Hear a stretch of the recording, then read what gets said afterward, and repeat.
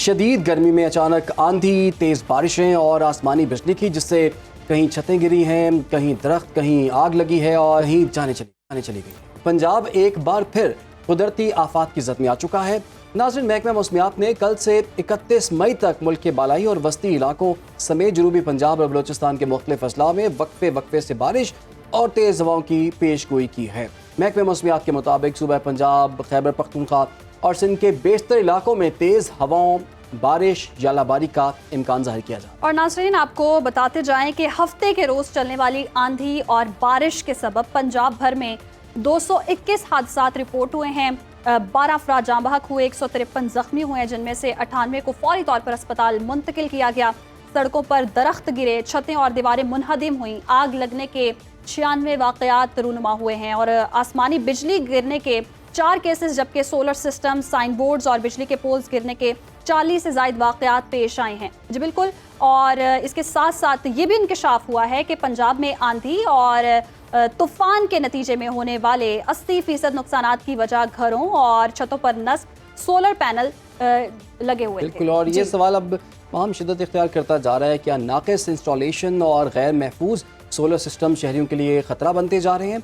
मौसम की इस बिगड़ती सूरत हाल में शहरियों को क्या एहतियाती तदाबीर अपनानी चाहिए और क्या हुकूमती इदारे और मकामी इंतज़ामिया मतवक्के हंगामी सूरत हाल से निमटने के लिए तैयार हैं भी या नहीं?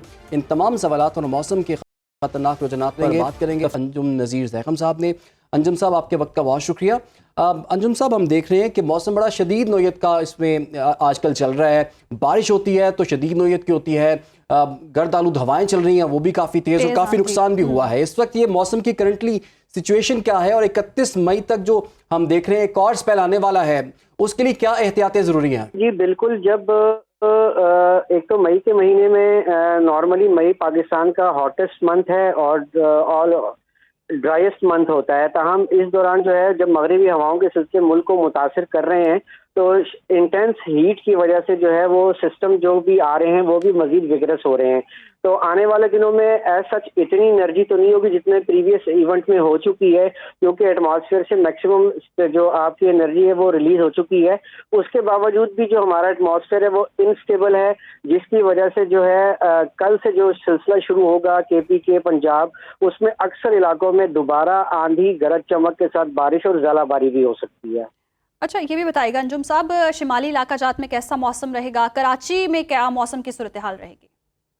लेकिन जी मुल्क के इंतहाई शुमाली इलाकों में तो मौसम प्लेजेंट रहेगा, ताहम गिलगित बल्तिस्तान कश्मीर में भी जो है वो बादल वक्फे से बरस सकते हैं और जिसकी वजह से लैंडस्लाइड का खदशा भी हो सकता है। इसके साथ साथ अगर हम कराची की बात करते हैं तो कराची का मौसम आजकल गर्म और मरतूब है। ह्यूमिडिटी जो है वो ज़्यादा होने की वजह से गर्मी की शिद्दत ज़्यादा महसूस की जा रही है और ये सिलसिला आने वाले दिनों तक बरकरार रहेगा। ताहम जुमेरात और जुम्मे को कराची का जो दर्जा हरारत है वो 40 को क्रॉस कर सकता है, जिसकी वजह से इन 2 दिनों में मौसम शदीद गर्म होगा। तो अंजुम साहब, अभी हम देख रहे हैं गर्मी काफ़ी शदीद है। आने वाले दिनों में कुछ चांसेस हैं कि गर्मी की शिद्दत में कुछ कमी हो?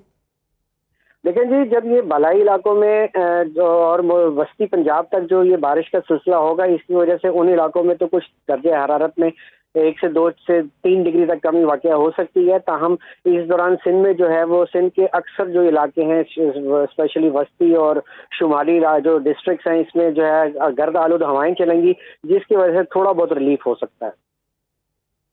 ठीक है अंजुम नज़ीर ज़ैगम साहब, आपका बहुत बहुत शुक्रिया, आपने आगाह किया।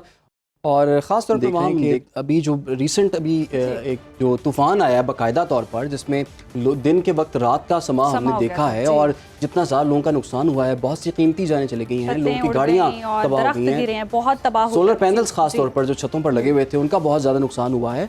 अभी हम देख रहे हैं कि 2-3 रोज़ के बाद दोबारा से बारिशें जो हैं वो शुरू होंगी। और ऐसे मौसम में आवाम को भी चाहिए एहतियात करें, गैर ज़रूरी सफ़र से गुरेज करें और बाहर ना निकलें जब इस तरह का मौसम हो।